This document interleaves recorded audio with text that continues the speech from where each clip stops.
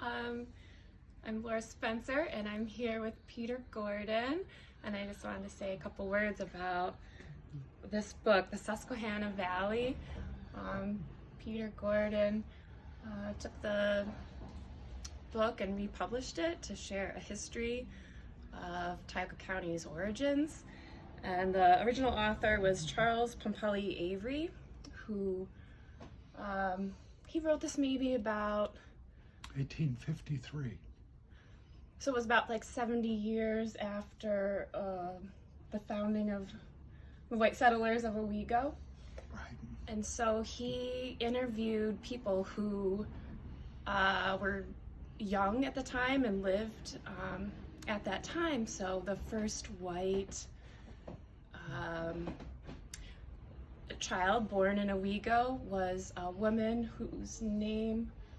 Selecta Draper. Selecta Draper. And then when she was married, she still lived in town, and he interviewed her. She was living in Newark Valley. She married a Mr. Williams from Newark Valley. And the stories are, many of them are hers. Also, a young man named Taylor, who was an indentured servant who came with McMaster. And they came for only a farm season.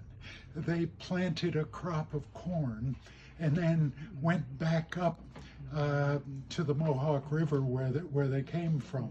And then they came back in the fall and harvested the crop. And then they returned the next year. But Amos Draper was a merchant, and I believe his original store was in Chugnut. And he and McMaster had very good relations with the Indians. So when New York and Massachusetts were fighting over who owned this property, the Indians refused to sign a deed until the Massachusetts people who claimed ownership gave McMaster and Draper a big plot of land. And that McMaster Half Township is what is Owego today. And McMaster gave away a lot of the property. He didn't make a lot of money on this. His relatives, as Avery comically says, couldn't have been happy that he gave away their inheritance.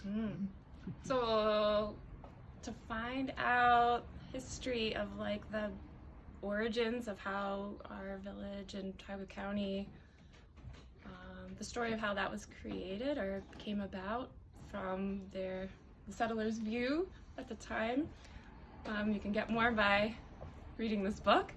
And what makes it a little bit more special is the updates that Peter added by adding photos. So like you can place all the sites and where they are today, and like what historical markers might be, and things that you can reference from now to get a better idea of what happened then. I tried to put a lot of maps in it, and in the back are the URLs where you can log on to the Library of Congress or the National Archives and find the original maps and blow them up. And you'll find Owego was an important location all the way back in the 1600s for the map makers. Yeah, we were hooked up because of the flow of the river and the creeks and the way to get around. We were a hot spot. Right. Well, thank you so much for saying some more about it. Thank you. You click on it or...